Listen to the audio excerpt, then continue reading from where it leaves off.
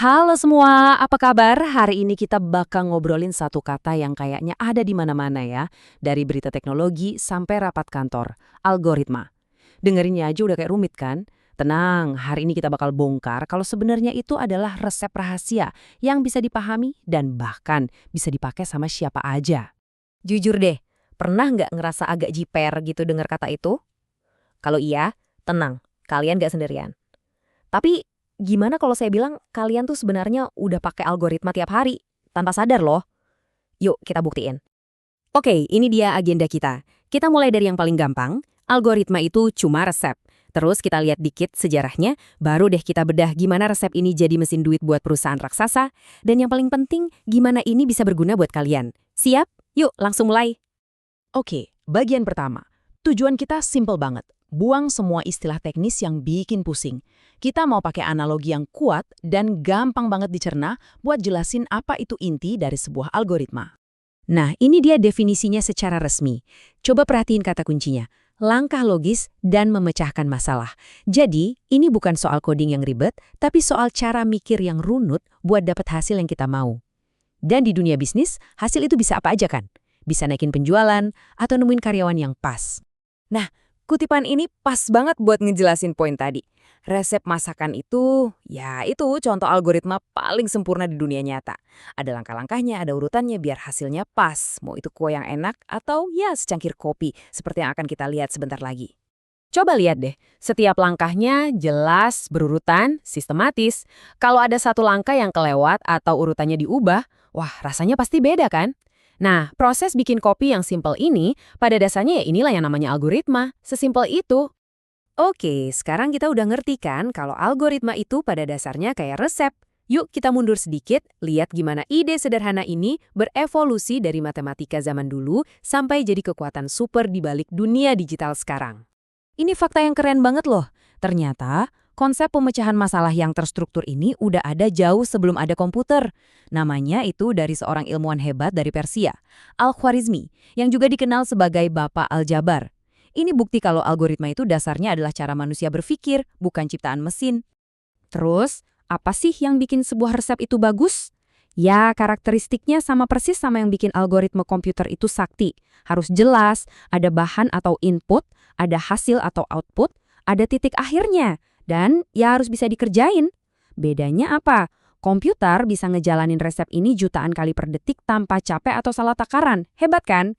Nah, ini penting banget nih buat kita yang di dunia bisnis, buat bedain antara algoritma dan program.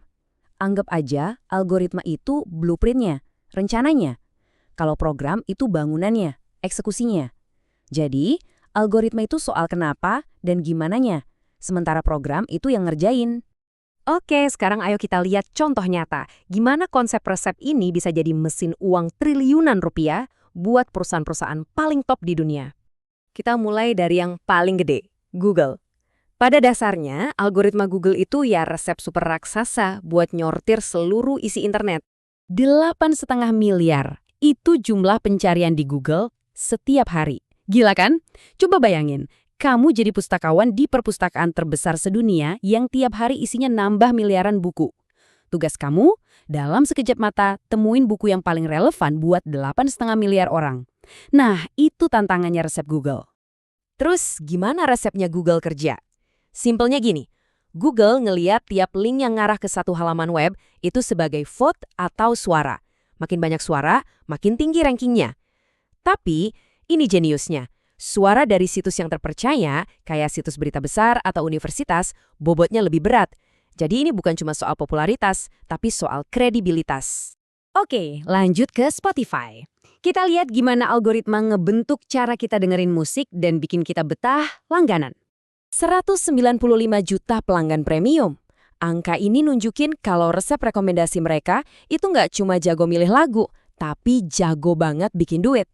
Misi mereka itu bukan cuma muterin lagu, tapi bikin kamu nggak bisa berhenti dengerin. Resepnya Spotify itu ngamatin kita. Kamu nge-skip lagu, itu sinyal nggak suka. Kamu nge-like lagu, kamu kayak ngasih tahu algoritmanya. Kasih gue lagu yang kayak gini lagi dong. Jadi ini kayak ngobrol terus-terusan antara kamu dan algoritma. Contoh terakhir ini pasti kita semua pernah ngalamin. Rekomendasi produk pas belanja online. Nah, ini dia algoritma yang jadi asisten belanja pribadi kita. Platform e-commerce itu ngelacak semua yang kamu klik, yang kamu lihat, buat nebak-nebak apalagi yang kira-kira kamu suka. Pernah nggak sih ngerasa baru mikirin sesuatu, tiba-tiba iklannya muncul di mana-mana? Nah, itu dia resep penjualan prediktif ini lagi kerja, mencoba selangkah di depan kamu. Oke, setelah lihat semua contoh raksasa tadi, pertanyaannya sekarang, terus apa hubungannya buat kita, buat bisnis kita? Gimana cara kita bawa konsep ini ke dunia nyata kita? Nah, ini intinya. Kamu nggak perlu jadi programmer buat pakai kekuatan algoritma. Ini soal ngadopsi pola pikir resep. Coba lihat deh masalah terbesar di bisnismu. Entah itu proses penjualan yang berantakan atau rapat yang nggak efisien. Terus tanya, gimana ya cara bikin langkah-langkah yang jelas, logis, dan bisa diulang buat nyelesain ini? Jadi, saya mau tinggalin kalian dengan satu pertanyaan ini. Coba pikirin, satu aja proses di bisnis kalian yang rasanya masih berantakan atau nggak konsisten. Gimana caranya kalian bisa bikin resep untuk proses itu? Karena pada akhirnya, di dunia bisnis sekarang, yang menang itu bukan cuma yang punya produk bagus, tapi yang punya resep terbaik buat semua yang mereka kerjakan. Terima kasih banyak sudah menyimak.